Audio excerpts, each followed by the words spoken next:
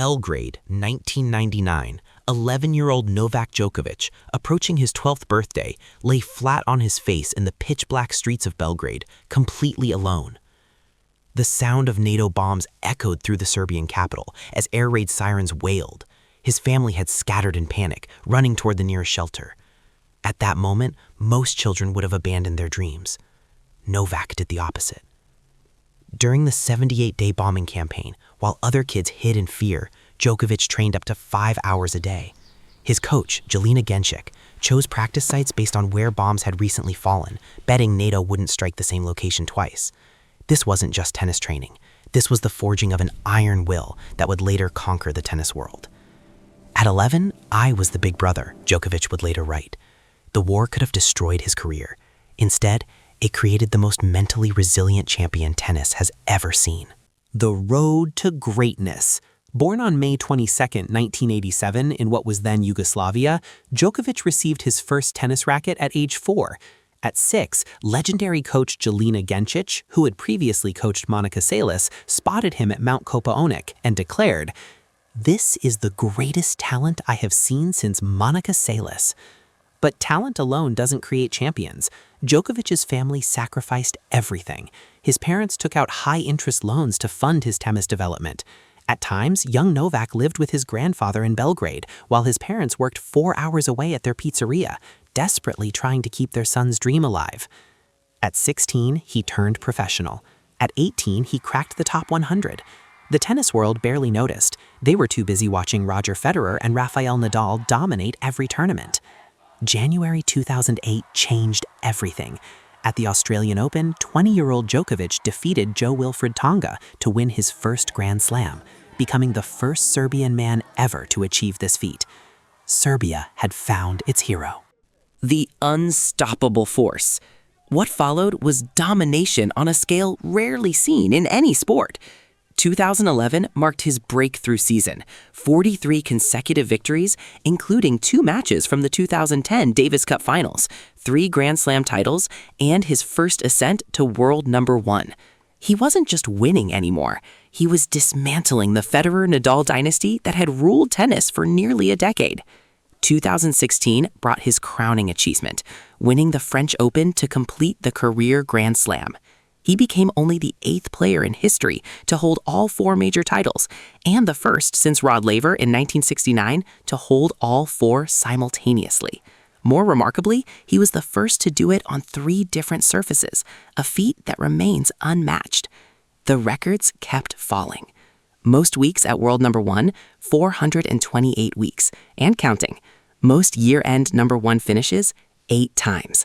Only player to win each Grand Slam at least 3 times. Career Golden Masters. The only player to win all 9 ATP Masters 1000 events. The darkest hour. 2017 nearly ended it all. Persistent elbow pain forced him to withdraw from the remainder of the season. He hadn't won a Grand Slam in over a year. Experts whispered that his era was over, that younger players like Dominic Thiem and Alexander Zverev would inherit his throne. At 30, many athletes would have retired. Djokovic underwent elbow surgery and returned with something to prove. 2018 silenced every doubter. He won Wimbledon in July at age 31, then captured the US Open 2 months later. The comeback was complete. But his greatest challenge wasn't physical. It was standing up for what he believed in, even when the world turned against him. His vaccination stance during the COVID-19 pandemic cost him the chance to compete in major tournaments, including deportation from Australia in 2022, despite holding a visa. He was vilified in the media, banned from entering countries, and stripped of opportunities to add to his Grand Slam tally. Lesser men would have broken. Djokovic channeled the same strength that helped him train through bombings as a child. He returned to Australia in 2023, won the tournament, and proved that conviction and resilience can overcome even the harshest opposition. Standing at the Australian Open final, Djokovic has already made history on this run alone.